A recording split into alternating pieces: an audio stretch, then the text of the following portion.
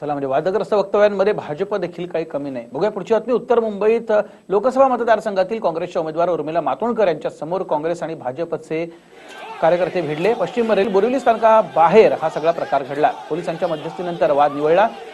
आज सकाळी उर्मिला मातोंडकर या बोरिवली स्थानकाबाहेर प्रचारासाठी गेल्या होत्या, मात्र तिथे आधीच भाजपचे कार्यकर्ते जमले होते। ज्यावेळी उर्मिला मातोंडकर या बोरिवली रेल्वे स्थानकाबाहेर पोहोचल्या त्यावेळी भाजपच्या कार्यकर्त्यांनी मोदी मोदी अशा घोषणा द्यायला सुरुवात केली।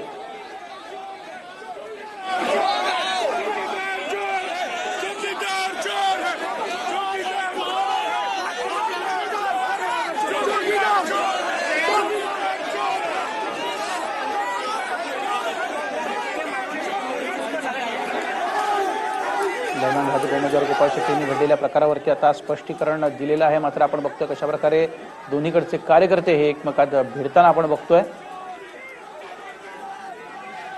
उर्मिला यांची प्रतिक्रिया थेट ऐकूया।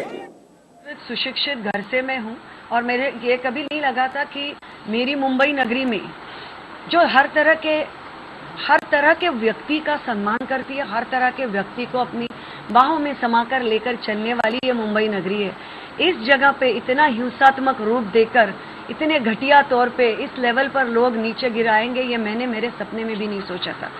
तो इसके ऊपर हमें चुनाव आयोग के पास जाना चाहिए, नहीं इसके ऊपर अभी चर्चा हो रही है, लेकिन मैं ये जरूर कहूंगी कि ये हर तरह से चुनाव आयोग के नियमों का उल्लंघन है, क्योंकि ये चीजें नॉर्मल नहीं है। इस तरह की हिंसा निंदनीय है और ये कोई नॉर्मल और आम लोग नहीं कर सकते। पुलिस ने मुझे बहुत सपोर्ट मिला है मुझे पुलिस से, और मैंने पुलिस से विनती की थी कि मुझे प्रोटेक्शन चाहिए, जो मुझे पुलिस के पास से अभी 24 घंटे का प्रोटेक्शन आ चुका है, जिसके लिए मैं उनका बहुत बहुत शुक्रिया अदा करना चाहती हूँ।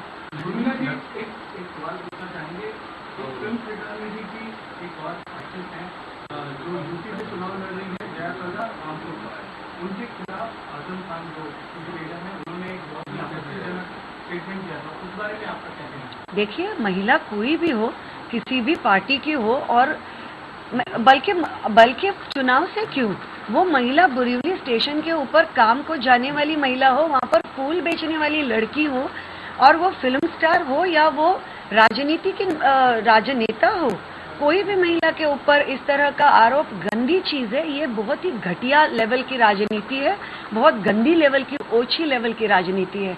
जब सारे पैतरे चूक जाते हैं, फेल हो जाते हैं, तब इन पैतरों पे लोग आते हैं, ये मेरा मानना है। और आप उर्मिला मातोंडकर यांचं वक्तव्य आपण ऐकतोय आणि निवडणूक आयोगाकडे तक्रार घेऊन जायचं की नाही याची चर्चा सध्या पक्षात सुरू असल्याचं त्यांनी म्हटलेलं आहे।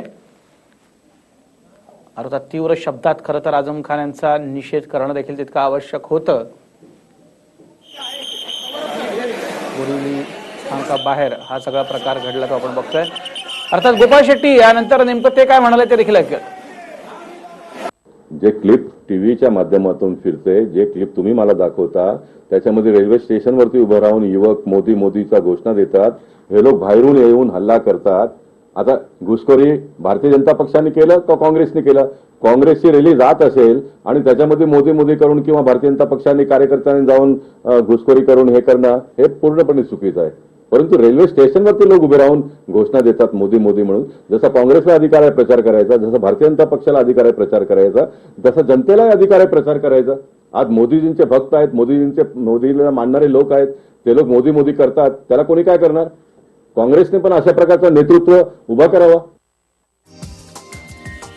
हा व्हिडिओ तुम्हाला आवडला असेल तर असे आणखी व्हिडिओ पाहण्यासाठी TV9चं YouTube चॅनल सबस्क्राइब करा, बेल बटन दाबा।